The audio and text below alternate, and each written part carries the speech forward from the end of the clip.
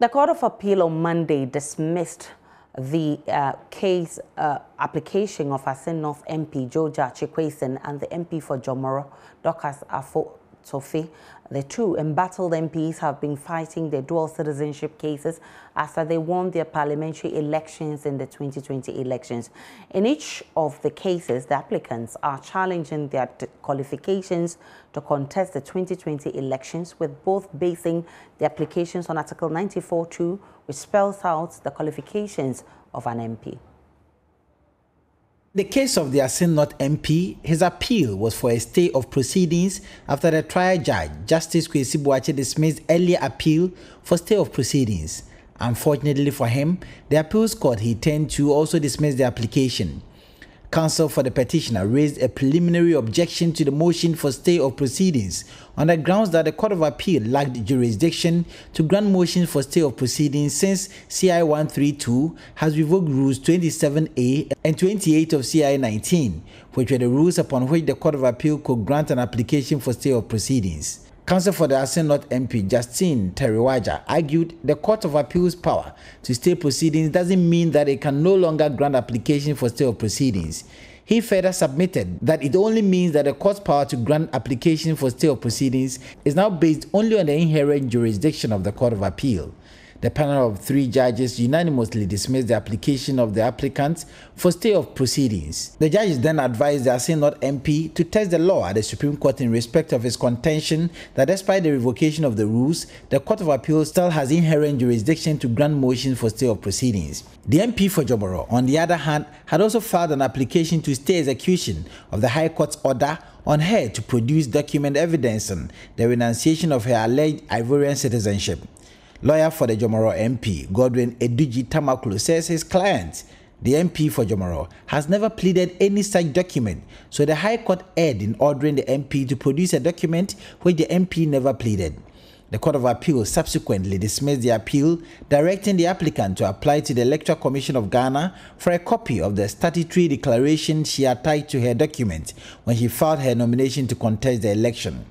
Representative of the applicant in the Assin North MP's case, Richard Tichimensa, says his opponents are only seeking to drag the process. We know from day one that we put a solid case before the courts, and they are going to determine the case on its merit.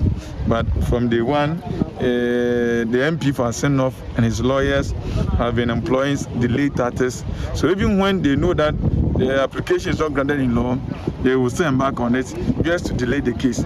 But as I've said some time ago, and it's been said over the years, the wheels of justice grind slowly, but it shall definitely get to its destination. So tomorrow too, we are going to the Supreme Court.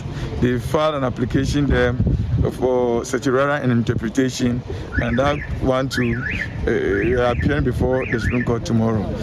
The Supreme Court is scheduled to give its ruling on Tuesday in an application filed by the Assin North MP.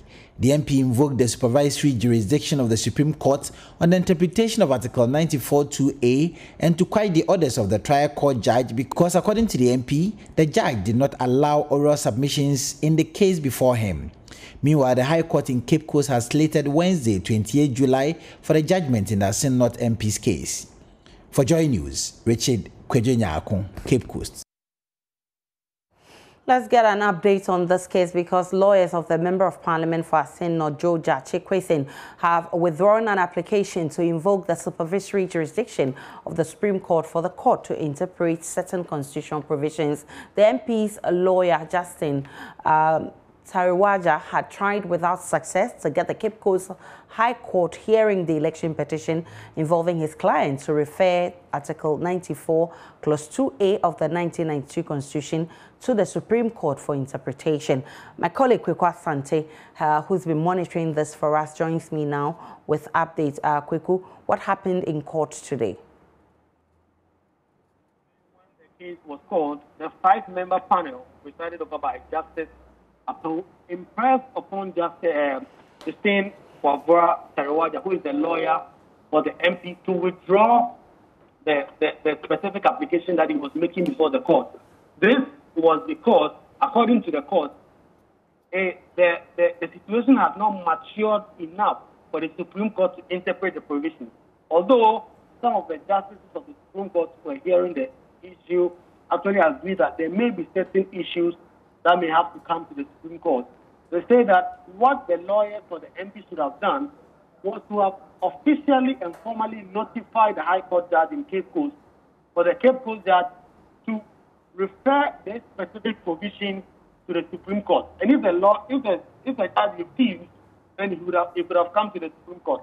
But what we are looking now is Article 94(2)(a) of the 1996 Constitution, which deals with persons holding dual citizenship and their ability or otherwise to hold public office. And we know that the election petition currently, according to the person who has filed the election petition, says that Mr. JoyNews Kwesi, at the time of filing his nomination with the Electoral Commission to be able to contest as an MP, had not fully renounced his Canadian citizenship. And so that is still at the heart of the situation, although it has not been fully established yet. And so the lawyers for the MP wanted this specific provision to be part of the issues set down for the trial and for this to be referred to the Supreme Court. According to the lawyers, they made an informal appeal to the judge, but the judge refused. And so what the Supreme Court has been explaining today was that they should have made it a formal notice. And if the judge refused and issued a ruling, then they could have passed that ruling. But because that was not done, this application that has been made was not matured enough. And so they gave Justice Assin, the lawyer for the MP, the opportunity to withdraw the motion. And if he did not, what they would have done was to dismiss it.